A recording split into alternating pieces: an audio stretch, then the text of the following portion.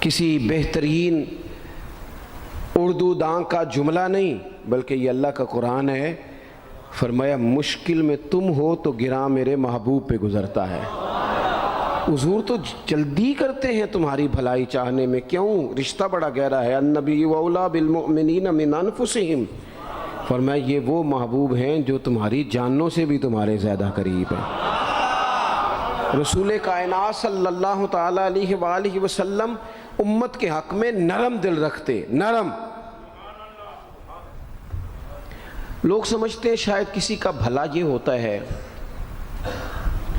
کہ اس کو 4 پیسے دے دیے جائیں، شاید اس کا بھلا یہ ہے کہ اسے نوکری پہ لگوا دیا جائے، شاید بھلا یہ ہے کہ اس شخص کو اگر کسی وہ مشکل میں آ گیا ہے تھانے کچہری کے معاملے میں تو وہاں اس کو سہولت دلا دی جائے، آسانی کر دی جائے، کسی کو مضبوط کر دیا جائے، تو یہ اس کے ساتھ بھلائی ہے۔ میرے رسول پاک صلی اللہ تعالیٰ علیہ وسلم نے بتایا کہ میں نہ مکارم اخلاق کی تکمیل کے لیے آیا ہوں، میں تمہارا وہ نفع کرنے آیا ہوں کہ تمہارا دل ساری جگہوں سے ہٹا کے رب رسول کی طرف مائل کرنا ہے، تمہاری طبیعتوں کے اندر جو سختی ہے اسے نرمی میں بدلنا ہے، تمہارے مزاجوں کے اندر جو بے لگام خواہشات ہیں انہیں شریعت اسلامیہ کی پابندی کی لگام دینی ہے۔ حضور سید عالم علیہ السلام نے لوگوں کی اصلاح کا جو دیکھیں نا، اگر کسی گھر میں بگڑے بچے سنور جائے نا تو روٹی تھوڑی بھی ہو تو گزارا ہو جاتا ہے، اگر گھر والے اخلاقاً اتنے اعلیٰ ہوں، ایک دوسرے سے پیار کرتے ہوں تو تھوڑے پیسوں پر بھی وقت گزر جاتا ہے۔ رسول پاک کا دل دھڑکتا تھا، کس لیے؟ صرف اس لیے نہیں کہ لوگوں کو نوکریاں مل جائیں، مال مل جائے، لوگ جو ہیں ان کے گھر کشادہ ہو جائیں، بلکہ حضور کا دل دھڑکتا تھا کہ لوگ دوزخ سے بچ جائیں، جنت کی طرف ان کا سفر ہو جائے، ان کے دلوں سے حسد کو، تکبر کو، غرور کو، انا کو، خود پسندی کو، عجب کو نکال دیا جائے۔ یتلو علیکم آیاتنا ویزکیکم، ان کا تزکیہ کر دیا جائے، دل صاف کر دیے جائیں۔ رسول پاک صلی اللہ علیہ وسلم احساس کے ساتھ جاتے ہیں۔ ہمارے ہاں نا تبلیغ ہوتی ہے لیکن اس میں درد نہیں ہوتا، الا ماشاء اللہ، اچھے لوگوں کی بات نہیں کرتا۔ لو میرے جیسے آدمی نے تقریر کرنی ہے، گھنٹہ گزارنا ہی ہے، تو پھر بعض اوقات نفس کی خواہشیں غالب ہوتی ہیں تو وہ اصلاح سے زیادہ شوق داد لینے کا غالب آ جاتا ہے۔ وہ آپ کو پتہ ہے نا، وہ ہمارے ہاں پھر وہ نقیب محفل بیچارہ کبھی بھاگ کے ادھر چلا جاتا ہے، کبھی بھاگ کے ادھر آتا ہے، کہتا ہے میں نے جملہ دینا ہے۔ اب وہ ایسے لگتا ہے جملہ نہیں دینے لگا، کوئی ایٹم بم دینے لگا ہے، جس میں اتنی اسے پریشانی، ایک جملہ کہنے لگا ہوں، سنبھال کے رکھنا، ضائع نہ کرنا، یہ نہ کرنا۔ وہ تو جملہ رہنے دے، تو آیت دے ہمیں کوئی قرآن پاک کی، تو ہمیں کوئی حدیث پاک سنا، تو اس حدیثی بات کر، یہ تو مطلب۔ اور پھر وہ داد کا اتنا شوق کہ جب تک سارے ہاتھ نہ کڑھیں، جب تک شمال جنوب والے نہ بول پڑیں تب تک بات نہیں ہوگی۔ یہ کیسی بات ہوئی؟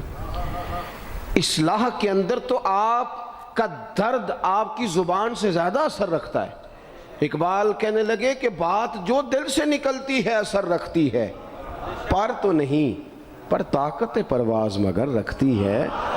وہ تو اڑتی ہے، وہ تو اس کی تو پذیرائی ہوتی ہے، اگر بات دل سے نکل رہی ہے تو۔ عزیز بھائی یاد رکھیے گا، حضور سید عالم علیہ السلام درد دل کے ساتھ دعوت دیتے لوگوں۔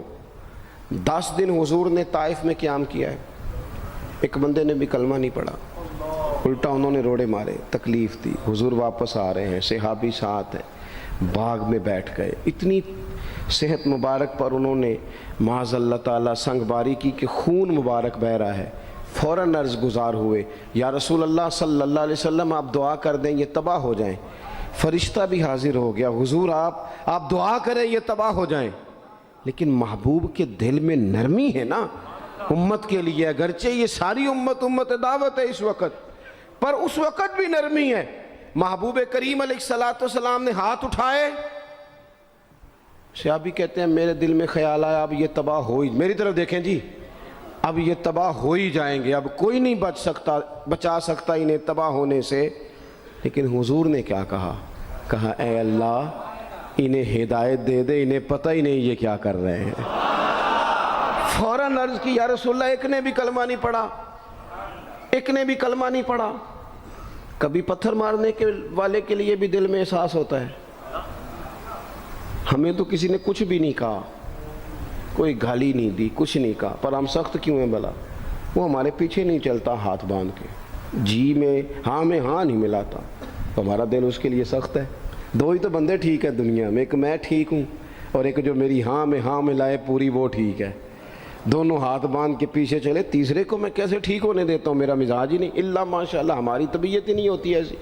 خدا کے بندو, جب دل کشادہ ہوں, طبیعتیں کھلی ہوں, پھر اس طرح کا تھوڑی مزاج ہوتا ہے. کریم محبوب صلی اللہ علیہ وسلم سے عرض کی, حضور ایک نے بھی نہیں کلمہ پڑھا اور پھر بھی آپ کے دل میں اتنی وسعت ہے, آپ ہدایت کی دعا کر رہے ہیں. 10 دن لگائے, ایک شخص بھی نہیں آ رہا. تو محبوب کیا فرمانے لگے؟ کریم فرمانے لگے, مجھے پتہ ہے انہوں نے تکلیف دی ہے, ایک نے بھی کلمہ نہیں پڑھا, جلدی نہ پریشان ہو جایا کریں. کچھ لوگ جلدی کچے جملے بوئے, ساڑی قوم نہیں ٹھیک ہو سکتی جی, ایسمو لگتا کچھ نہیں ہو سکتا دی, یہ نہیں ٹھیک ہو سکتے, فلانے نہیں ٹھیک ہو سکتے. شکوہ ظلمت شب سے تو کہیں بہتر تھا, اپنے حصے کی کوئی شمع جلاتے جاتے. اللہ کے حبیب صلی اللہ علیہ وسلم سے عرض کی, یا رسول اللہ صلی اللہ علیہ وسلم ایک بھی نہیں مانا اور آپ نے پھر ہدایت کی دعا کی. تو یہ میرے محبوب کا امید کا طریقہ ہے. کریم فرمانے لگے, اگر آج یہ نہیں مانتے تو پھر بھی تباہی کی دعا نہیں کرنی, یہ نہیں مانتے تو ان کی آنے والی نسلیں مان جائیں گی, مان جائیں گے لوگ. اپنے دل میں جب آپ نرمی لے آتے, ہمارے نا سینکڑوں نوجوان گناہوں میں چلے گئے ایک ایک علاقے سے. جو آدمی گناہ میں مبتلا ہوتا ہے نا, وہ سخت تکلیف میں ہوتا ہے. انسان کو جو چیز سب سے زیادہ ستاتی ہے وہ اس کی اپنی غلطیاں ہوتی ہیں. حدیث میں فرمایا, ما حاک فی صدرک, کھٹکتا ہے سینے میں, چبھتا ہے گناہ. یہ تکلیف دہ معاملہ ہوتا ہے, تڑپتے ہیں لوگ, سسکتے ہیں. لیکن روایتی انداز سارا جب ہماری مجالس اور محافل میں ہو جاتا ہے, کوئی نہیں وقت دینے والا, پیار کرنے والا, تھپکی دینے والا, بازو تھام, کوئی نہیں. ایک تقریر وہ ہے جو میں آپ سے کرتا ہوں, بس ٹھیک ہے گھنٹہ گزارنا ہے, تو وہ بھی کئی میری طرح کے لوگ ہیں جو جمعرات کو فیصلہ کرتے ہیں سویرے کیا بیان کرنا ہے. حالانکہ میری طرح کے جو چھوٹے ہیں وہ ہفتے سے ہی تیاری شروع کر لیتے ہیں تاکہ کچھ غور فکر کر کے قوم کے سامنے رکھا جائے, ضروری. اب ایک تقریر میں آپ سے کرتا ہوں, سمجھانے کے لیے عرض کرتا ہوں. ایک تقریر ایسی ہے جو خطیب صاحب آپ سے کرتے ہیں, اور خدا نہ خواستہ اللہ تعالیٰ معاف کرے, صرف سمجھانے کے لیے, اگر ان کو پتہ چل جائے کہ ان کا بیٹا کسی غلطی میں مبتلا ہو گیا, تو پھر بھی اسی طرح ہی داد و تحسین کے لیے لش پش کر کے تقریر ہوگی؟ نہیں, پھر یہ انداز نہیں ہوتا. پھر تو بچہ کو سامنے بٹھا کے باپ اپنی پگڑی اس کے پیروں میں رکھتا ہے, پھر تو ماں دوپٹہ پیروں میں رکھتی ہے, کہتی پتر میری کمائی نہ اجاڑ دینا. اور نہ پتہ چلا تو سگریٹ پینے لگ گیا, خدا خیر کرے, تیری مہربانی. سوتا نہیں, اس کا چہرہ پریشان ہے. اب بات آئی ہے نا, اب یہ وقت آیا تبلیغ کا, اصلاح کا. اسے منت کر کے سمجھایا, اس کو گزارش کی. اس نے کہا ابا جی غلطی ہو گئی تھی, آئندہ نہیں کرتا. پوری اس نے تسلی دی, پھر بھی نہیں سوتا. بچہ تو وعدہ کر کے چلا گیا, پھر بھی نہیں سویا. وہ اپنے کمرے میں چلا گیا اور اس نے مصلی بچھا لیا. کہا یا اللہ یہ میری عمر کی کمائی ہے, مالک اسے ہدایت دے دے. او بھائی, جب تو اس انداز میں ملت کے ہر بیٹے کی اصلاح کرنے لگے گا, اور اس سے مراد صرف خطیب واعظ ہی نہیں, حضور نے ہم سب کے ذمہ لگایا تھا بلغ عنی ولو آیا. ہم سب کی ذمہ داری ہے لوگوں کے لیے, لوگوں کو قائل کریں. مجھے بتاؤ, اپنی ذات کے حق میں قائل کرنا ہو تو کرتے ہیں کہ نہیں؟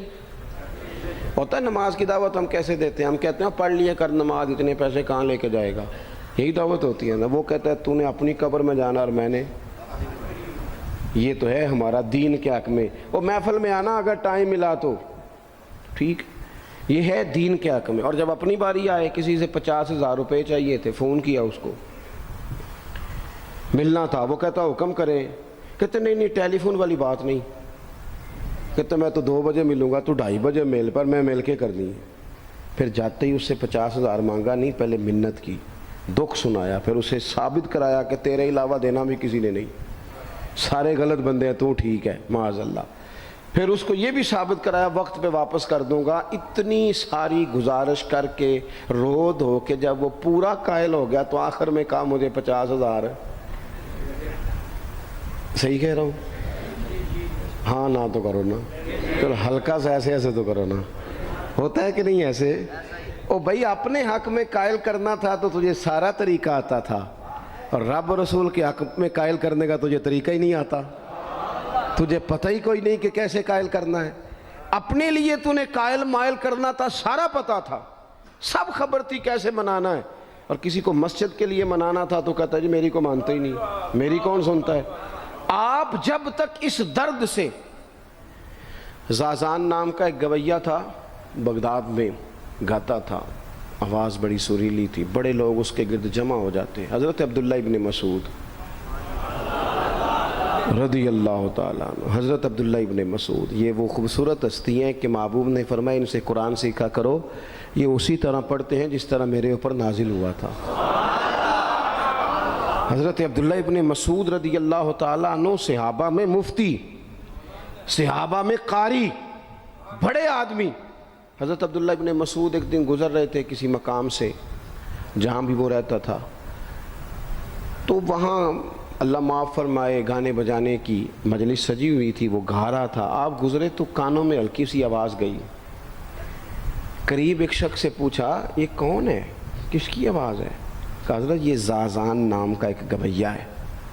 وہیں کھڑے کھڑے درد سے کہنے لگے کتنی سونی آواز ہے، کاش یہ قرآن پاک کی تلاوت کرتا، اتنی خوبصورت آواز ہے، کوئی تو ہو نا جو اس درد سے بات کرے، کاش یہ قرآن پاک پڑھتا۔ اور پھر دعا مانگتے آگے تشریف لے گئے۔ وہ جوان تھا، فارغ ہو کے باہر نکلا، لوگوں کا رش تھا، ایک شخص نے اسے روکے، کہا زازان ادھر آ، پتہ آج کیا ہوا؟ کہا جناب کیا؟ کہنے لگے جانتے ہو حضرت عبداللہ ابن مسعود کو؟ کہا جانتے ہیں۔ فرمایا وہ صحابی رسول صلی اللہ علیہ وسلم آج گزرے، تیری آواز ان کی سماعتوں سے ٹکرائی تو فرمانے لگے کاش یہ قرآن پاک پڑھتا۔ کہنے لگا صحیح بتاؤ انہوں نے میرا نام لیا ہے؟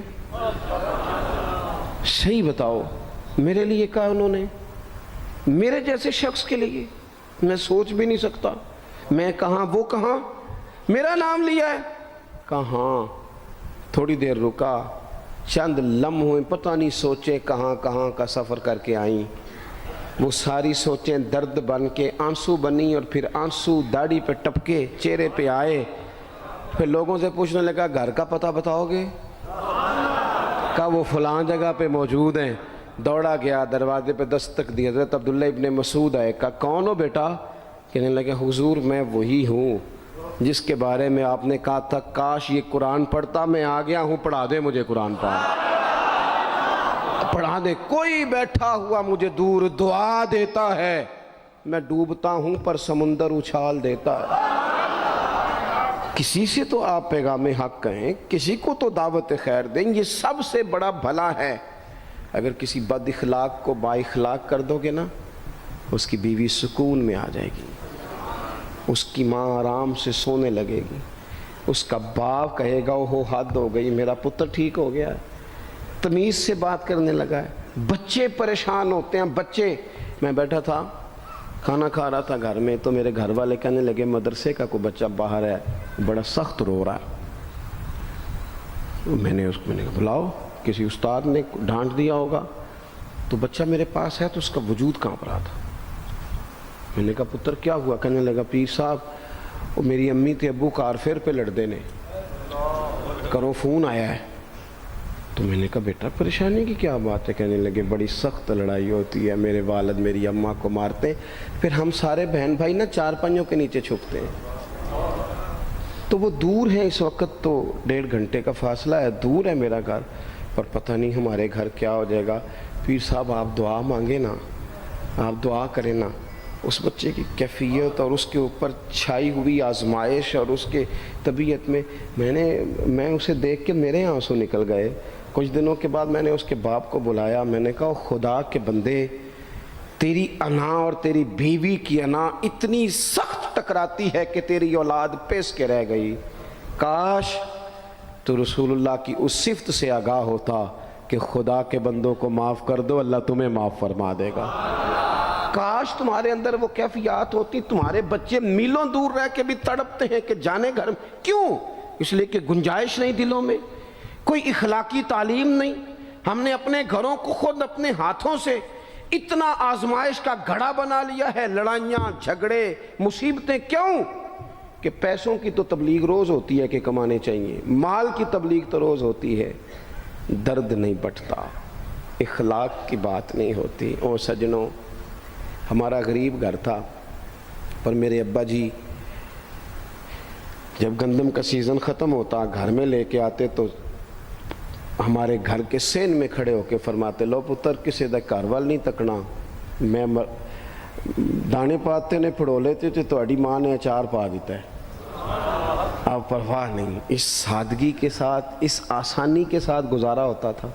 میں نے ایک دفعہ کہا، میں نے کہا ابا جی لوگ بڑا بڑا پیغام دیتے ہیں، پیسے کماؤ پیسے، آپ نہیں دیتے پیغام، چلیں یہ بتا دیں کوئی شے پسند نہیں کھانے میں؟ کہنے لگے بیٹا بھوک لگی ہو تو ہر شے پسند ہو، نہ لگی ہو تو نخرہ ہی نخرہ، اگر طلب ہوگی تو یہ بھی تمہیں نفع دے گا، لیکن اپنے گھر میں سکون رکھنا، اطمینان رکھنا، اس ٹینشن سے اپنے ایک دوسرے کو اخلاق کا سبق پڑھائیں، دلوں کی نرمی کا درس دیں، تھوڑی سی کوشش کریں جس سے ہمارے گھر بچ جائیں، اور اگر کوئی بندہ گناہگار نظر آئے تو اس پر تنقید نہ کریں، تنقید نہ کریں، مجھے صحیح بتانا، دل پہ ہاتھ رکھ کے۔ خدا نہ خواستہ کسی کا بچہ بچی معاذ اللہ، اللہ بچائے سب کو، بگڑ جائے تو کیا وہ چوک میں کھڑے ہو کے چسکے لے لے کے بتائے گا کہ بچہ میرا بگڑ گیا؟ بولو سارے، بولو جلدی سے۔ تو پھر پڑوسیوں کا بچہ بگڑا ہے تو پھر چسکے کیوں لیے؟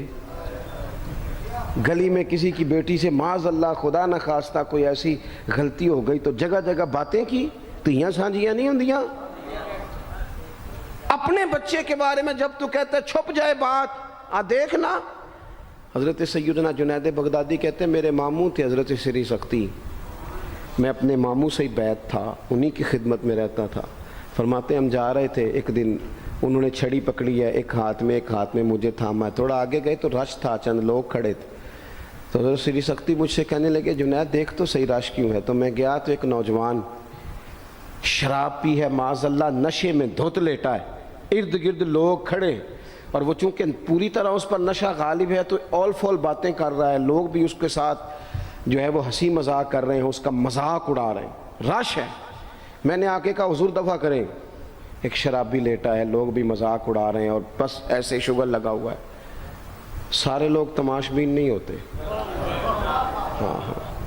حضرت فرمانے لگے نہیں جنید ایسے کیسے چلے جائیں، چل نہ مجھے لے چل۔ کہتے ہیں بوڑھے شیخ، ہاتھ میں نے تھاما تو وہاں لے گیا، حضرت نے لوگوں کو ڈانٹا چلو دوڑو۔ پرانے زمانے میں لوگ بزرگوں کی حیا کرتے تھے، سب لوگ وہاں سے چھٹ گئے۔ کہتے ہیں مجھے فرمانے لگے جنید جا پیالے میں پانی لا۔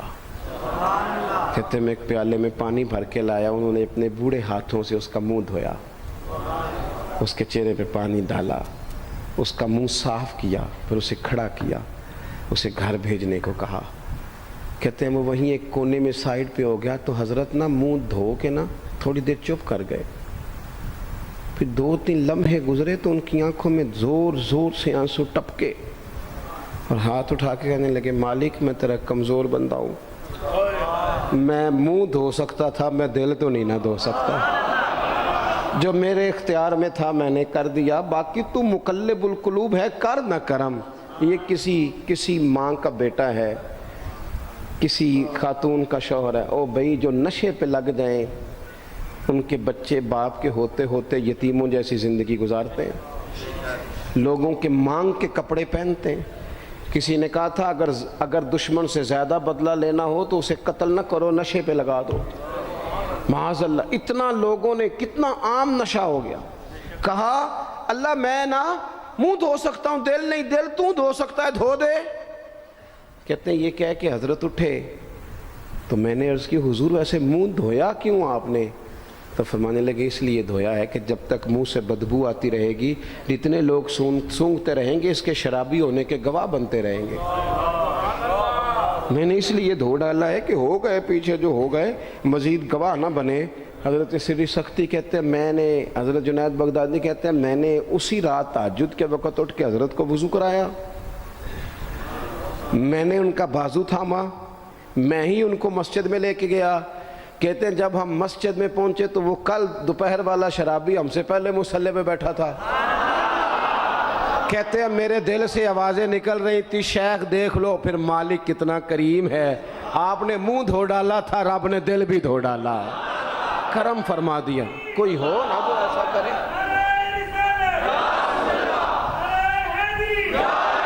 آؤ نا سنگیوں ملیں، ایک دوسرے کا منہ تو دھونا شروع کرے نا، آؤ نا ایک دوسرے کو یہاں تک تو ہم یہاں تک وضو کا پانی تو فراہم کرے نا، کچھ تو خیر تقسیم کرے۔ اخلاق کی تربیت کا میں دیکھتا ہوں ہمارے وطن میں اضطراب ہے، بے چینی ہے، اس طرح کا ماحول بنایا گیا ہے کہ لوگ ایک دوسرے کے حق میں سخت ہو گئے ہیں، مزاجوں میں تلخیاں ہیں، لڑتے جھگڑتے ناراض ہوتے لوگ، بگڑتے کوستے ڈانٹتے شکوے کرتے لوگ۔ شکوہ جو ہوتا ہے نا یہ بندے کو بے چین کر دیتا ہے، شکر بندے کو سکون میں مبتلا کرتا ہے۔ شکوے آزمائشیں اپنے دلوں میں وسعت لائیں، ایک دوسرے کو اصلاح کی طرف لائیں، ایک دوسرے کو پیغام دیں، ایک دوسرے کی تربیت کریں، تھوڑا سا حوصلہ، تھوڑا سا صبر، تھوڑی سی گنجائش اپنی طبیعتوں میں پیدا کریں۔ اپنے بچوں پر سب سے زیادہ نگرانی یہ کریں کہ ان کا اخلاقی معیار کیا ہے۔ اگر میں اور آپ خدا نہ خواستہ بچوں کو صرف یہ تربیت دیں گے نا کہ وہ پیسہ پیسہ پیسہ پیسہ، شادیاں بھی پیسے دیکھ کے کریں گے، تو یاد رکھنا پھر ایک دن وہ یہ بھی کہیں گے کہ ابا کاش تم کو ڈھابے کا کام کرتا تو آج ہمارے پاس بھی پیسے ہوتے۔ پھر باپ سے بھی پیسوں کا ہی مطالبہ ہوگا، پھر لوگ ماں باپ بھی پیسوں کے لیے چھوڑ کے چلے جاتے ہیں۔ پھر جب آپ نے تربیت ہی جس چیز کی تھی تو نتیجہ بھی تو وہی برآمد ہوگا۔ یہ تو نہیں ہو سکتا کہ بندہ بیج کوئی اور لگائے اور درخت کوئی اور نکلے، یہ ہو نہیں سکتا۔ اگر ہم اپنے باپ سے روز جھگڑا کریں گے 5 مرلے کے لیے تو یاد رکھنا پھر ہمارا بیٹا 1.5 مرلے کے لیے بھی جھگڑا کرے گا، پھر معاملہ اس طرح کا مرتب ہوگا۔ ایک دوسرے کو اخلاقی پیغام دینا ضروری ہے۔ آخری بات آپ کی خدمت میں یہ عرض کرنی ہے، اور یہ میری خواہش ہے کہ آپ اس پر زیادہ توجہ کریں گے انشاءاللہ۔ آپ سارے ویڈیو بنائیں، مجھے کوئی اعتراض نہیں، پر مہربانی کریں دیکھیں تو میری طرف نہ۔ جب آپ لائیو چلاتے ہیں تو پھر اسی کو دیکھتے ہیں، وہ پھر کہتا ہے کہ یہ کمنٹس آ گیا تو دوسرا آ گیا۔ اللہ کرے میری بات آپ کے دل میں اتر جائے، آپ تھوڑی سی توجہ کریں۔ میں کیا عرض کرنا چاہتا ہوں، غور کریں میرے بھائی۔ ملک میں نا مہنگائی تیزی سے عروج پکڑ گئی ہے، اور مہنگائی جب ہوتی ہے نا تو امیروں نے تو مال بیچنا ہوتا ہے تو ان کا دگنا ہو گیا تو وہ تو اور امیر ہو گئے، تو غریبوں کے لیے مشکلات بڑھ گئی ہیں۔ جو طبقات بیچارے تنخواہ دار تھے، کمزور تھے، میری طرف دیکھیں جناب، وہ اور کمزور ہو گئے۔ ہمیں زیادہ تو نہیں لیکن اتنا ضرور کرنا چاہیے۔ یہ قرآن پاک دے دیں جی، جی مجھے دے دیں، لے لیا تشریف رکھیں آپ۔ عزیز بھائی تھوڑا سا نا، زیادہ نہیں، 3 لوگ مل کے ایک غریب آدمی کا خیال تو رکھ ہی سکتے ہیں نا، لیکن غریبوں سے بھی عرض کروں گا سہارا بندوں کو نہیں بنایا کرتے، سہارا رب رسول کو بنایا کرتے۔ کسی سے تھوڑی سی مدد لینا تو ٹھیک ہے، چلو آگے جانے کے لیے تھوڑا سا سہارا لے لیں کہ اب مشکل ہے تو یہ کراس نہیں ہو رہا رستہ، تھوڑا سا سہارا تو لے لیں۔ لیکن جو لوگ مستقل سہاروں پہ آ جاتے ہیں ان کا تو پھر اپنی طاقت ہی ساری ختم ہو جاتی ہے۔ گردن کو جھکا دیتا ہے خیرات کا پتھر، جہاں میں مانگنے والوں کے سر کبھی اونچے نہیں ہوتے۔ تھوڑی سی ہم نے ایک دوسرے کی مدد کرنی ہے۔ جو لوگ زیادہ مالدار ہیں ان سے میری گزارش ہے کہ تھوڑے سے خرچے کم کر لیں، اپنے ہاتھوں سے تقسیم کریں۔ یہ چھوڑ دیں کہ وہ میرے چچا کے جو بیٹے ہیں وہ میرے ساتھ اچھا سلوک نہیں کرتے، وہ فلانے ہیں، وہ ان کا سلوک اگر وہ کریں گے تو اللہ سے اجر لیں گے۔ آپ اگر ان کو محسوس کرتے ہیں نا وہ غریب ہیں، ماموں کے بیٹے، چچا کے بیٹے، گلی والے، محلے والے، تو تھوڑا تھوڑا کر کے اپنے بھائیوں کی مدد کرنی شروع کریں۔ دیکھو عید پہ کپڑے تھوڑے لے لو نا، ویسے بھی سوٹ کی ضرورت تو صرف عید پڑھنے کے لیے، بعد میں تو کپڑے بدل کے گوشت کرتے ہیں، تو بچے ویسے سوئے رہتے ہیں سارا دن، थोड़ी सी ना अपने इजाफी खर्चे कम करें। गुरबा की थोड़ी, ये ईद गुजरी थी ना छोटी, तो शादियां शुरू हो गई थी। मेरे पास लोग बहुत ज़्यादा आते हैं, चूँकि नेक आदमी समझ के, अच्छा गुमान करके लोग दुआओं के लिए कहते हैं, तो उनके दुख सुन के ना तो कई दफ़ा सोचते हैं कि यार ये जो अमीरों ने इतने महंगे महंगे होटलों में रोटियां खाई, इतनी महंगी महंगी गाड़ियां पजारो, ये अल्लाह के हुजूर जवाब भी तो देना है ना। हम ना एक दूसरे का ख्याल छोड़ गए, दो चार बातें सोच के ना, वो जी इसके घर में 3 लोग हैं, काम क्यों नहीं करते हो? खुदा के बंदे करते हैं काम, लेकिन मेहनत से नहीं मिलता, खुदा के फजल से मिलता है। तेरे ऊपर फजल है, तुझे अब बातें आती हैं, लेकिन कई दफ़ा सारे भी करें तो रिस्क जब ही आता है जब रब चाहता है। एक तो वो लोग हैं जो हाथ फैला के मांग लेते हैं, एक सफ़ेद पोश होते हैं, ला यसअलून अन्नास इल्हाफा, जो लिपट लिपट के सवाल नहीं कर सकते। उनको देखें, बिलखुसूस अपने बहन भाइयों में, करीबी रिश्तेदारों में, पड़ोसियों में थोड़ी थोड़ी लोगों की मदद करें और अपने खर्चे बतदरीज कम करें। ख्वाहिश तो बच्चों की तरह होती है, एक ख्वाहिश पूरी करें तो दूसरी पैदा हो जाती है, दूसरी पैदा करें तो 4 ख्वाहिशें और खड़ी हैं। ये नफ्स तो बच्चे की तरह है। अपनी ख्वाहिशात थोड़ी कम करके, ये हुकूमतों से आप उम्मीद ना रखें। हमारे मुल्क में जितनी सियासी जमातें हुकूमतें कर चुकी हैं या कर रही हैं, इनसे कोई तवक्को नहीं। ये बेचारे तो अपने झगड़ों से ही बाहर नहीं आते, इन्हें क्या खबर कि गरीब कहाँ बसता है। जब तक बंदा वहाँ से हो के नहीं ना गुज़रता जो असल जगह है, तुम्हें ये जो तुम एसी वाले कमरों में बैठ के और जनाब नेस्ले की बोतलें रख के प्रेस कॉन्फ्रेंस करते हो, तुम्हें क्या पता हो, तुम्हें क्या खबर हो कि बच्चों की फ़ीस देनी हो तो बूढ़े माँ बाप पे क्या गुज़रती है। तुम्हें क्या खबर हो कि ईद आ गई है तो बूढ़े किस तरह मशवरे कर रहे हैं कि अगर तीदे कर कपड़े ना कर ले तो सस गल्ला करेगी। तुम्हें क्या खबर हो कि कुछ गरीब ऐसे भी हैं जो बेचारे रात को मशवरा करते हैं कि सुबह नाश्ते में घी कहाँ से लाना है, बच्चों के पराठों के लिए तो घी भी नहीं है, गंदुम अमीर शहर की होती रही ख़राब और बच्ची किसी फ़कीर की फाके से मर गई। खुदारा मेहरबानी करें, गुंजाइश पैदा करें। बंदा कभी भी जेब का सखी नहीं होता। बुखारी शरीफ में पूरा बाब है कि बंदा गनी दिल का होता है। अपने दिल का गिना अपने अंदर लाएं, जब आपका दिल सखी हो जाएगा सारी चीज़ें ठीक हो जाएंगी। अल्लाह ताला मुझे और आपको तौफीक अमल अता फरमाए। अल्लाह तबारक व तआला अपने बंदों पर बड़ा मेहरबान है, वो अपने बंदों को मुआफ़ करने वाला है, अपने बंदों पर रहमत करने वाला है। हम अल्लाह ताला के आजिज़ बंदे हैं। ख्वाहिशात नफसानियाँ कई दफ़ा माज़अल्लाह गालिब आती हैं, गलतियाँ हो जाती हैं और उन गलतियों की पादाश में इंसान अपनी जान पर ज़्यादती करता है। अल्लाह ताला माफ़ करे तो उसका सफ़र अल्लाह के अज़ाब की तरफ होता है। अब हमें ये हुक्म है कि हम सब बार बार इस्तिग़फ़ार करें अपने रब की बारगाह में, उसके हुजूर तौबा करें, अल्लाह से माफ़ी के खास्तगार हों। नबी पाक अलैहिस्सलातु वस्सलाम ने तालीम उम्मत के लिए फ़रमाया है कि मैं दिन में 100 बार अपने रब से इस्तिग़फ़ार करता हूँ। बार बार उसकी तरफ रुजू किया जाए, बार बार अपने रब के हुजूर माफ़ी मांगी जाए और बार बार जायज़ा लिया जाए अपने आमाल का। बार बार कोशिश की जाए कि हम अपने आप को संवारें, हम अपने आप को बदलें, अपने अंदर तब्दीली लाएं। हम ऐसे आमाल करें जिसकी बरकत से अल्लाह ताला हमें माफ़ फरमाए। कोशिश करें कि हम बार बार अपना हिसाब करें, मुहासबा करें। हमारे यहाँ ये होता है कि लोग अपनी जिस्मानी सेहत का तो बड़ा ख्याल रखते हैं कि मेरी तबीयत ठीक नहीं, टेस्ट करा लूँ, ये चीज़ खाऊँ, ये ना खाऊँ, मैं गौर करूँ कि किस चीज़ से मेरी तबीयत ख़राब होती है, किस से बेहतर होती है, इसका बड़ा लिहाज और ख़याल किया जाता है।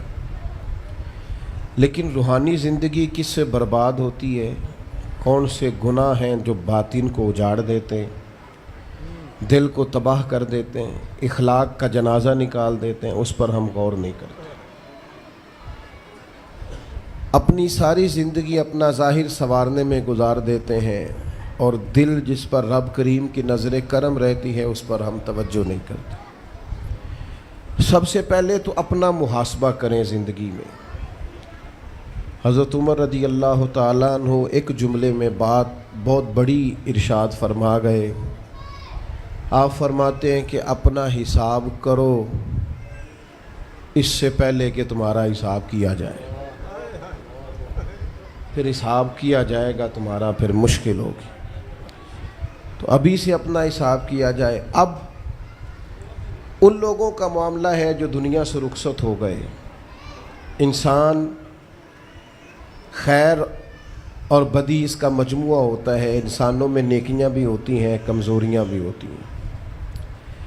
اب ہم میں سے جو دنیا سے رخصت ہو گئے ہیں ان کے تعلق سے ہمارے کچھ ذمہ داریاں ہمارے ذمے بچتی ہیں.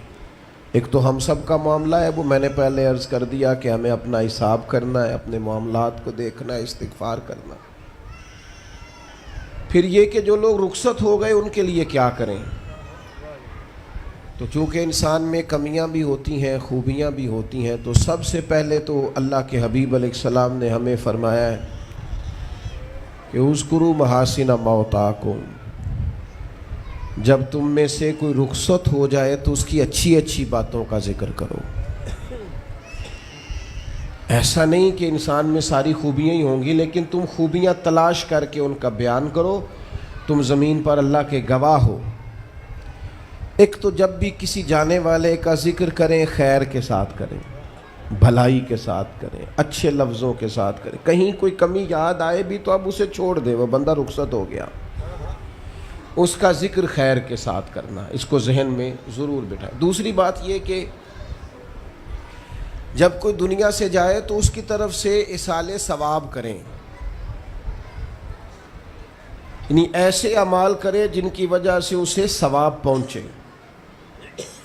اب ہمارے ہاں جو رسم و رواج بعض بن گئے ہیں, بڑی بڑی دیگیں, بڑے لاؤ لشکر, نامی گرامی بندہ ہے تو نامی گرامی آؤ جاؤ تو کھانے تو بڑا جلسہ تو پتہ لگ جائے لوگوں کو.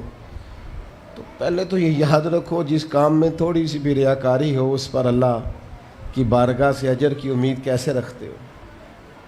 جب تک عمل خالص لوجہ اللہ نہیں ہوتا, جب اس پر ثواب مل نہیں رہا تو جائے گا کیسے. جتنا آپ عمل چھپا کے کریں گے, جتنا آپ عمل اللہ کی رضا کے لیے کریں گے, اتنا ثواب زیادہ ہوگا, جانے والے کو فائدہ زیادہ ہوگا. وہ میں ختموں پہ جاتا ہوں کئی دفعہ تو وہ کہتے ہیں اتنے لاکھ روپیہ مسجد کو دیا, اس کا بھی اعلان کر دیں. اتنے قرآن پاک پڑھے ہیں تو اس کا بھی اعلان کر دے. کس کو بتا رہے ہو اعلان کر کے؟ اللہ کو تو پتہ ہے تم نے کیا پڑھا ہے. یہ پرچیاں پڑھ پڑھ کے کس بات کی سنا رہے ہو, کیا مطلب ہے اس کا. حضرت عبداللہ ابن مسعود رضی اللہ تعالیٰ عنہ فرماتے ہیں بعض ریاکار مر کے بھی ریاکاری نہیں چھوڑتے. حضور مر کے ریاکاری نہیں چھوڑتے, مرنے کے بعد کیسے ہوگی. فرماتے ہیں ان کی خواہش ہوتی ہے جنازے بڑے ہونے چاہیے, لوگوں کو پتہ لگ جائے فلانا گیا. مرنے کے بعد بھی تو دکھاوا کر رہا. حضرت ابو ذر غفاری رضی اللہ تعالیٰ عنہ کا جنازہ چند لوگوں نے پڑھا ہے, 4-5 لوگوں نے, اور حضور کے محبوب ترین صحابی ہیں. بڑا جنازہ بھی بڑی بات ہے, اللہ تعالیٰ توفیق دے تو اچھے لوگوں کے بڑے جنازے. لیکن کسی کا جنازہ چھوٹا بھی ہو جائے تو مطلب یہ نہیں کہ بندہ ٹھیک نہیں تھا. بات کی سمجھ آ رہی ہے. تو میرے عزیز, ایصال ثواب کریں تو اللہ کی رضا کے محض. پتہ ہوتا ہے محلے میں غریب کون ہے, اپنے والد اور والدہ کے نام پر غریب کو دے دیں. کسی مقروض کی مدد کریں, اس بیچارے کی جان چھوٹ جائے. آپ کوئی گلی ٹھیک کرا دیں جہاں سے لوگوں کا گزرنا آسان ہو. آپ کچھ ایسا نظام کر دیں جس سے لوگوں کے لیے آسانیاں پیدا ہو جائیں. لیکن آپ محض وہی کام کریں گے جس سے دکھاوا ہوگا تو کیا امید کرتے ہیں اس پر اجر کی. تو ایصال ثواب دیکھیں قوم کو ضرورت کیا ہے, وہ والا ایصال ثواب کریں. حضرت سعد رضی اللہ تعالیٰ عنہ نے جب آن کر کے عرض کیا تھا کہ یا رسول اللہ صلی اللہ تعالیٰ علیہ وسلم, میری والدہ کا انتقال ہو گیا ہے تو میں ان کے لیے کیا کروں. تو محبوب نے فرمایا کہ فلاں جگہ پانی کی قلت ہے تو وہاں کنواں کھدوا دے. معنی کیا ہے کہ اس پانی پینے سے اللہ تبارک و تعالیٰ تیری ماں کو اس کا اجر عطا فرمائے گا. صدقہ تو جس چیز کی ضرورت ہے آپ وہ چیز کر کے دیں. اور ختم چپ کر کے بھی ہو جاتا ہے, گھر کے اندر بھی ہو جاتا ہے, اکیلے بھی ہو جاتا ہے, اس کے لیے لاکھوں کروڑوں لگانے کی کوئی ضرورت بھی نہیں. چوتھی بات, تیسری بات, کوشش فرمائیں کہ جو نیکیاں جانے والا کرتا تھا وہ نیکیاں جاری رہیں. اس کے بچے, اس کی اولاد, اس کے سارے رشتہ دار ان نیکیوں, اگر وہ کوئی بھلائی کرتا تھا تو وہ بھلائی ہوتی رہے, وہ جاری رہے, وہ سلسلہ آگے بڑھایا جائے. ہم یہ کرتے ہیں کہ ہم خیر کے کاموں کو جاری نہیں رکھتے, بلکہ والد کے جانے کے بعد تو بچے بڑے سیانے ہوتے ہیں, وہ کہتے ہیں ابا جی کو تو بس وہ فلانا غریب بھی لوٹ کے لے جاتا تھا, فلانا بھی اپنی مجبوری سنا کے, تو ہم تو سیانے ہیں. او خدا کے بندے, حضور علیہ السلام نے فرمایا تمہیں جو روزی دی جاتی ہے وہ تمہارے کمزوروں کی وجہ سے دی جاتی ہے. وہ جو ضعیف کمزور لوگ تمہارے دسترخوان سے کھا جاتے ہیں ان کے سبب سے اللہ تعالیٰ تمہیں عطا کرتا ہے. تو اس لیے یہ تو کوئی طریقہ نہیں ہے کہ آپ کے بزرگ خیر کا کام کرتے تھے, آپ نے چھوڑ دیا. تو آپ ایک کام یہ کریں کہ ان کی نیکیاں جاری رکھیں. اور چوتھی بات یہ کہ ان کے لیے دعا کریں.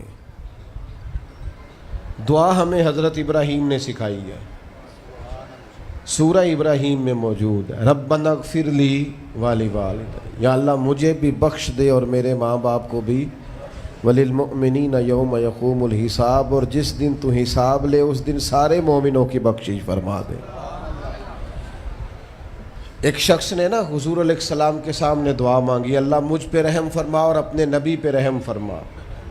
حضور فرمانے لگے تو نے اللہ کی رحمت کو محدود کیوں کر دیا ہے, تم کہہ سارے مومنوں پہ رحم فرما, سب پہ رحم فرما. بھائی سب کے لیے دعا مانگیں.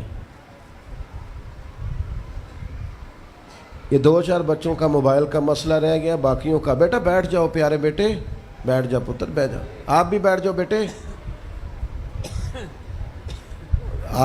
آپ بیٹھ کے بنائیں, اس میں کیا رہ جائے, کھڑے ہوتے ہیں بیٹا تو پچھلوں کو دقت ہوتی ہے. سنو, زیادہ غور سے سنو. میں تھوڑی تقریر کرنے والا مولوی ہوں, لیکن یہ اللہ کا فضل ہے کہ میں اگر 20 منٹ بات کروں گا تو اس 20 منٹ کے اندر آپ کو 20 سبق ضرور حاصل ہوں گے انشاءاللہ تعالی. ہاں, وہ کوشش ہوگی کہ وہ جتنی بات ہے وہ تربیتی ہے. وہ بعض دوستوں کا خیال ہوتا ہے لمبی تقریر کرے, میں کیا ہوتے وہ بندہ کر سکتا جنہیں ایک شعر ہی 20 منٹ پڑھنا ہوگے, اجے مزہ نہیں آیا, اجے دوبارہ پڑھو, اجے رل کے پڑھو, تو وہ تو پھر 1.5 گھنٹہ بھی کام چل سکتا ہے. تو جس نے ٹو دی پوائنٹ بات کرنی ہو اس کے لیے تو 10 منٹ بھی بڑے ہوتے ہیں. اور ویسے بھی تقریریں پیٹ بھرنے کے لیے نہیں ہوتی, عمل کرنے کے لیے ہوتی ہیں. اب تو میں ویسے بھی ذرا مصروف زیادہ ہو گیا ہوں, بہت ساری جگہوں پہ جا نہیں پاتا. تو ایک جگہ میں گیا تو ایک بزرگ مجھے کہنے لگے پچھلی دفعہ تسی 40 منٹ تقریر کی تھی سی, حید کی زیادہ کرنی. میں کہا 40 منٹ والی تھی عمل ہو گیا جی. تو اگر تقریریں کانوں کی لذت کے لیے سننی ہے تو سنتے رہیں, پھر تو کئی راتیں لوگ جلسے سنتے ہیں. مقصود کیا ہے, نتیجہ کیا ہے, جو عرض کر رہا ہوں اس پر غور کریں, سب کے لیے دعا کریں. ایک بات خاص کرنے لگا ہوں, حضرت ابراہیم نے تو بخشش بھی سب لوگوں کی مانگی. حضور علیہ السلام بھی دعا کرتے تو امت کے لیے دعا کرتے. کبھی اپنے بھائی کے لیے بھی تو دعا کرو نا یار, اللہ تعالیٰ اسے بھی ذرا زیادہ روزی دے. بھتیجوں کے لیے بھی دعا کرو, بھانجوں کے لیے بھی کرو. توجہ ہے آپ کی میری بات, ادھر دیکھیں جی, غور کریں بات. ویسے دعا کرنی چاہیے کہ نہیں محلے داروں کے لیے کہ یا اللہ ادھر والا پڑوسی بھی امیر کر دے, تو ایس پاسے والا بھی ہنس دے ہو, ہاں نہ نہیں کر دے. یہ دعا مانگنی چاہیے کہ یا اللہ میرے پڑوسیوں کو. نہیں آپ بول ہی نہیں رہے, تسا کتوں منگنی دعا, منگنی چاہیے نا, مانگتے ہیں ہم. ایسی ہوا چلی ہے کہ ہر شخص سوچتا ہے تمام شہر جلے بس ایک میرا گھر نہ جلے. او خدا کے بندے کبھی محدود نہ کر خدا کی رحمت, سب کے لیے مانگ اس سے, وہ بڑا کریم ہے. تو کہہ یا اللہ سب کو دے اور سب کے صدقے ہمیں بھی دے. لیکن ہم نہ دعاؤں میں بھی اپنا ظرف اور حوصلہ بڑا نہیں کرتے، گنجائش پیدا نہیں کرتے۔ دیکھو داتا گنج بخش علی اجویری رحمۃ اللہ علیہ نے لکھا ہے کہ ایک بندہ نا حج کرنے گیا تو ہر جگہ دعا مانگتا تھا، یا اللہ میرے دوستوں کو نیک کر دے، یا اللہ میرے دوستوں کو نیک کر دے۔ عرفات میں بھی، منا میں بھی، مزدلفہ میں بھی، بیت اللہ شریف کے پاس بھی، ہر جگہ یا اللہ میرے دوستوں کو اچھا کر دے۔ ایک بندے نے اسے کہا، یار یہ عجیب دعا کرتا ہے تو، میرے دوستوں کو نیک کر دے، اپنے لیے بھی تو مانگنا۔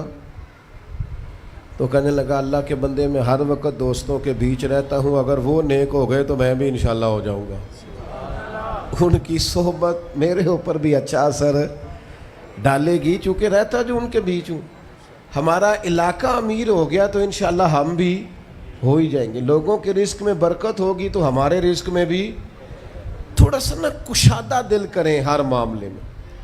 اور سنیں حدیث پاک، نبی کریم علیہ الصلوۃ والسلام نے فرمایا، جو دعا اپنے بھائی کی غیر موجودگی میں اس کے لیے مانگی جاتی ہے نا، اللہ وہ دعا جلدی قبول فرماتا ہے۔ اور حضور فرماتے ہیں، جب تم اپنے بھائی کی غیر موجودگی میں اس کے لیے دعا مانگتے ہو، اللہ تمہارے سرانے فرشتہ کھڑا کرتا ہے، اور فرشتہ کہتا ہے، مالک جو یہ اس کے لیے مانگ رہا ہے پہلے اسے عطا فرما۔ تو کیسی سعادت کی بات۔ لیکن سینہ کشادہ کرنا پڑے گا، دل بڑا کرنا پڑے گا، حوصلہ بڑا کرنا پڑے گا۔ جب تک دل، طبیعت، حوصلہ یہ بڑا نہیں ہوتا، اتنی دیر تک لطف۔ حضور کی ساری امت کے لیے دعا مانگیں کہ اے اللہ جتنے خوش عقیدہ ہیں محبوب کے غلام، سب کو جنت عطا فرما، سب کے لیے کھول دے دروازے جنت کے۔ دعا اللہ کی۔ اچھا پھر دعا مانگنی بھی ذرا ذوق سے چاہیے۔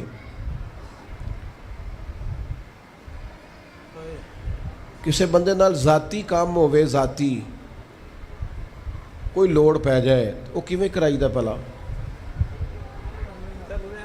جی تو پتہ ہے سارے گل دا۔ السلام علیکم جناب، کہندا وعلیکم السلام، کتھے ہو جی؟ میں تے دور ہاں، کدھرے تسی حکم کرو۔ کہندا نہیں ٹیلی فون والی گل ہی نہیں، مینوں مل کدھرے؟ اور رات کو کسی وقت کہتا میں 2 بجے آؤں گا، میں جاگنا یار مجبوری بڑی ہے، تو پاویں 3 بجے آ، مینوں مل کے سویں۔ پھر اس کو جا کے مجبوری بتاتے ہیں، کلیاں قسمیں اٹھاتے ہیں، اور یہ بھی اس کو کہتے ہیں بار بار کہ میں سارے دوستاں، سنگیاں، ساتھیاں، ساکاں نو آکھ بیٹھا، تیرے تو بغیر گل کو نہیں سنی کسی بھی۔ پورا قائل کرتے ہیں اس کو، پورا مجبور کر دیتے ہیں مدد کرے۔ کرتے ہیں کہ نہیں ایسا؟ لوگ کرتے ہیں نا۔ اور تمہیں پتہ ہے بندہ کیسے مانتا ہے، منا لیتے ہو تو سیکھ جاؤ نا رب کیسے مانتا ہے۔ کبھی بیٹھو نا اکیلے مصلی بچھا کے اور کہو نا اس سے کہ مالک تیرے سوا کدھر جائے، کس سے کہیں، کس کی بارگاہ میں عرض کریں، کون ہے جس کے حضور جائیں۔ ایک بزرگ تھے تو ان کی بڑے درد سے دعا مانگتے تھے، تو کسی نے کہا کہ آپ نے دعا مانگنے کا طریقہ کس سے سیکھا؟ کہنے لگے اپنی بیوی سے۔ بیوی سے کیسے سیکھا؟ تو وہ کہنے لگے میری بیوی کو کوئی کام تھا گھر کا، کوئی خرچہ اس نے مجھے بتایا، تو میں نے اسے کہا ابھی میرے پاس پیسے کوئی نہیں، آتے ہیں کہیں سے تو دیتا ہوں، کرا دیں گے۔ عورتوں کی عادت ہوتی ہے 2-4 دن کے بعد پھر یاد کرایا کہ وہ کام گھر کا ہونے والا ہے، پیدا کیا ہے، بتا تیری بارگاہ میں عرض نہ کروں تو پھر میں کس سے کروں؟ بندے تو بات سنتے ہیں تو پھر وہ پردے کھول دیتے ہیں، دیتے کچھ نہیں اور لوگوں کو سناتے ہیں فلانا آیا جی پیسے پہ منگدا ہے۔ ایک سنگی سی ایک دفعہ تے انہیں بھائی دا تگڑا ہے چنگا، دور کسی سنگی کو لونے کو مدد لئی تھوڑی، میں نے کہا یار تیرا بھائی ٹھیک ٹھاک ہے؟ وہ کہتا ہے دیندا تے ہے پر بدنامی بڑی کرتا ہے، سب نو دس چھڑتا ہے۔ عزت رب کی بارگاہ میں بندہ عرض کرتا ہے تو بندے کا پردہ بھی رہ جاتا ہے اور وہ عطا بھی کر دیتا ہے۔ میرے دوستو دعائیں شوق سے مانگو، دعائیں درد سے مانگو۔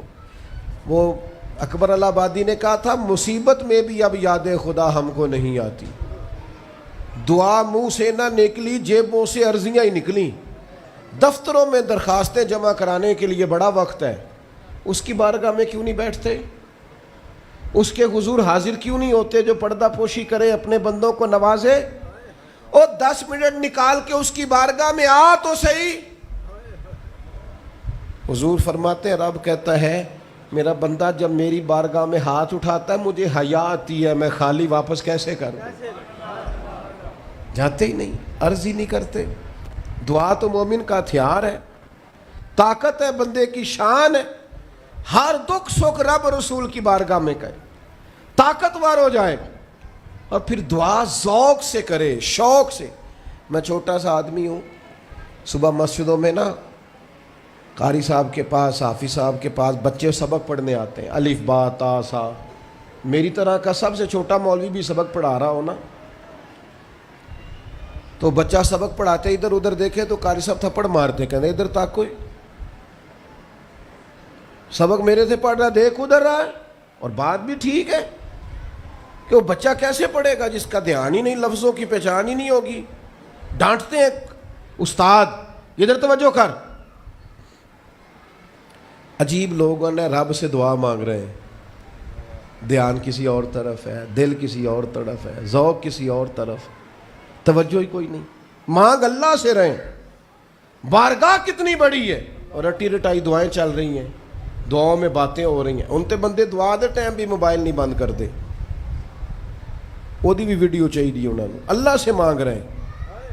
اس وقت بھی توجہ۔ حضرت موسیٰ علیہ السلام نے عرض کی رب کی بارگاہ میں کہ میری قوم عرض کرتی ہے مالک تو ہماری دعائیں قبول نہیں فرماتا، تو اللہ کریم نے فرمایا کلیم ان کے لفظ میرے ساتھ ہوتے ہیں، دل نہیں میرے ساتھ ہوتے۔ جملے رٹے رٹائے بولنا اور دل پتہ نہیں کہاں گردش کر رہا ہے۔ بات جو دل سے نکلتی ہے اثر رکھتی، پر نہیں طاقت پرواز مگر رکھتی۔ اب جو ہم جانے والوں کے لیے دعائیں کریں گے، اس میں تو ہمیں چاہیے آپ پیر صاحب سے دعا ضرور کرائیں، علامہ صاحب سے ضرور دعا کرائیں، لیکن جس ذوق سے پتر نے دعا مانگنی ہے نا والد کے لیے، وہ دوسرا کوئی نہیں مانگ سکتا۔ جو بیٹی نے دعا مانگنی ہے نا درد سے، وہ دوسرا کوئی۔ آپ خود دعا مانگیں، خود ختم شریف پڑھیں، خود تلاوت کریں۔ اسی بڑے منفرد لوگ ہاں، ہمارا یہ طریقہ ہے کہ ہم نے رویہ اس طرح کا بنایا ہوا ہے کہ قرآن شریف بھی کوئی اور ہی پڑھے گا ہمارے ابا جی کے لیے۔ او بھائی آپ بھی تو کوئی 2 سپارے پڑھے نا اپنے والد کے لیے۔ او میں اینے قرآن پاک پڑھائے نے، تو آپ کنے پڑھے نے بھائی؟ ایک بھی نہیں، وہ سارے مدرسے کے بچے۔ اور پھر آپ نے ناراض نہیں ہونا میری بات سے، قرآن پاک کے بارے میں نبی پاک علیہ السلام نے فرمایا جب تک دل جمے پڑھو، اور جب دل نہ جمے طبیعت تھکے تو چھوڑ دو۔ تو جڑا اسی بالاں نو بلانے ہیں مدرسیوں تو کہنے ہیں پورا قرآن پڑھ کے ہی اٹھنا جی، وہ دا کی مطلب ہے؟ ان کا دل کرے تو آدھا سپارہ پڑھیں، دل کرے تو 1 رکوع پڑھیں۔ آپ نے تو پابند کر دیا ہے۔ کس بنیاد پر پابند کیا آپ نے؟ آپ خود پڑھیں۔ اور پھر علماء نے لکھا ہے بچہ نیت کر لے والد کے لیے پڑھ رہا ہوں، کہنے کی بھی ضرورت نہیں، اللہ ثواب عطا کر دے گا۔ خود ایک سپارہ نہیں۔ اور بیٹا بیٹی بھائی سنیں میری بات، اللہ آپ کو سلامت رکھے، میری بات سنیں۔ اب ہم نے کرنا کیا ہے؟ اب کرنا یہ ہے کہ ہم نے خوب دعا کرنی ہے۔ آج بھی جن کے ختم کے لیے ہم آئے ہیں نا، ہمارا دل پورا لگ جائے، اس طرح بندہ رب کو مناتا ہے نا۔ یہ ضروری نہیں کہ یہاں سے سپیکر سے یہ دعا ہوگی وہی دعا ہے، آپ اپنے دل میں 2 جملے کہہ دیں اس کے لیے کہ یا اللہ تو مہربان ہے۔ دیکھو لمبا نہیں یاد رکھتے لوگ، جو قبروں میں پڑے رہ گئے، آہستہ آہستہ بندے بھولنے لگتے ہیں۔ جب کسی کا انتقال ہوتا ہے لوگ روز قبرستان جاتے ہیں، پھر تھوڑے دنوں کے بعد یہ روٹین کیے، فرمایا قبر والا ماں، میرا باپ، میری اولاد میرے لیے دعا کریں، میرے اپنے میرے لیے دعا کریں۔ وہ تو انتظار کر رہا۔ دوستو اپنے جانے والوں کا بہترین تحفہ ان کے لیے دعا کرو. میری والدہ میرے والد چلے گئے, کوئی مجھ سے پوچھے نا ان کے لیے کیسے دعا کرتے تو میں کہتا ہوں میری سانسیں بھی دعا کرتی, میری دھڑکنیں بھی دعا کرتی. ایک دن نہیں, ایک دن میں کئی دفعہ جب بھی خیال آتا ہے ان کے, قرآن مجید نے خود توجہ دلائی, وَقُلْ رَبِّ ارْحَمْهُمَا كَمَا رَبَّيَانِي صَغِيرًا. اللہ کہتا ہے کہو اے اللہ ان دونوں پہ رحم فرما, جب میں چھوٹا تھا تو میری انہوں نے پرورش کی تھی. رب نے دعا سکھائی. بھائیو, صرف مسلمان کا آج موبائل بھی آباد ہے, فوٹو بھی آباد ہے, اور دسترخوان بھی آباد ہے, اور ہوٹل بھی آباد ہے. جس چیز کو آباد نہیں کرتے وہ مسلح ہے. مسلح کمزور ہے, مسلح طاقتور ہونا چاہیے. وہ بندہ طاقتور ہے جسے اللہ سے جڑنا آتا ہے, دعائیں مانگنی آتی, التجائیں کرنی آتی. خوب دعائیں مانگیں, خوب اس کی بارگاہ میں حاضری دیں. آخری بات آپ سب کے لیے میری یہ ہے کہ ہم سب نے دنیا کو چھوڑ کے جانا ہے. ہم دنیا میں اچھے عمل کرنے آئے ہیں. جڑا بچہ اتوں پردیس گیا ہے نا, ابا جی نے پلاٹ ویچیا ہے تے اماں نے زیور ویچیا ہے, وہ باہر کام نہ کرے تو جڑے اتوں کو بندہ جائے وہ کہندے یار تو کڈا بیوقوف ہے, تیری ماں پیو نے جڑے کام کر لیا تو وہ کردا ہی نہیں, ویلا پھرنا ہے. اور پھر میں نے سیانے لوگ دیکھے ہیں سعودی عرب میں 40 سال گزارتے ہیں پر وہاں گھر نہیں بناتے. دبئی میں, یورپ میں 40 سال گزارے, گھر نہیں کوئی. بلکہ جو کمبل خریدا تھا نا جاتے وقت, واپسی تک وہی کمبل ہے. کیوں کہ وہ سمجھتے ہیں گھر تو پاکستان میں. پردیس کے لیے محنت, یہاں گھر بنانے کا مقصد کوئی نہیں. اور میرے دوستو, نبی پاک نے ہمیں فرمایا دنیا میں اس طرح رہنا جس طرح مسافر رہتے ہیں. گھر تو تمہارا جنت میں, اصل ٹھکانہ تو آخرت کا ہے. لیکن ہم ساری تباہی اتار رہے ہیں, یہاں فارغ پھر رہے ہیں. آپ نے ناراض نہیں ہونا, ڈھیر سارے بندے بے نمازی ہیں اور بلا وجہ بے نمازی ہیں, کوئی وجہ نہیں. جو بندہ کہتا ہے نماز کے لیے ٹائم نہیں ملتا, جھوٹ بولتا ہے. کیونکہ رب کہتا ہے لا یکلف اللہ نفسا الا وسعہا, جو بوجھ کوئی اٹھا نہ سکے میں ڈالتا ہی نہیں. تو ہم نماز پڑھ سکتے تھے تو اللہ نے فرض کی ہے. ٹھنڈے اے سی لگ گئے, اب فجر میں آنکھ ہی نہیں کھلتی. او خدا کے بندو, اس وقت سے ڈرو جب اے سی بھی ہو, کمرہ بھی ہو, پر نیند ہی نہ آئے. آج نیند ضرور کرو پر غافلوں والی نہ کرو. فجر کی نماز بر وقت. آج کل ہی تو موقع ہے فجر پڑھنے کا جب رات چھوٹی. اب بھی تو مزہ آتا ہے, بندہ تھوڑی قربانی دے کے اٹھتا ہے. یہی تو ٹائم ہے کہ آپ وقت پہ آئیں. اور یہ ذمہ داری ہے گھر کے بزرگوں کی کہ وہ جس طرح ناراض ہوتے ہیں نا, میری روٹی کیوں نہیں ٹائم نہ پکی, انہیں ناراض ہونا چاہیے کہ تم نے نماز کیوں نہیں پڑھی. لیکن وہ ذات کے لیے ناراض ہوتے ہیں, دین کے لیے ناراض ہی نہیں ہوتے. اس پر ضرور توجہ کریں, بالخصوص اپنی نماز کا خاص. اور نوجوانوں سے کہوں گا, جو بندہ جوانی میں نمازی نہیں نہ ہوتا, بڑھاپے میں اس کے لیے عادت ڈالنا مشکل ہوتا ہے. ابھی سے نمازی ہو جاؤ, بڑا مزہ آئے گا, زندگی مینج ہو جائے گی. ہم تو بھائی ٹائم کے اتنے پابند ہی نہیں رہے. ساڈا تے ٹائم ہی ہے وے, زور تو پہلا زور تو بعد, عصر تو پہلا تے عصر تو, ہر چیز نماز کے ساتھ سیٹ ہے. بڑا مزہ آئے گا.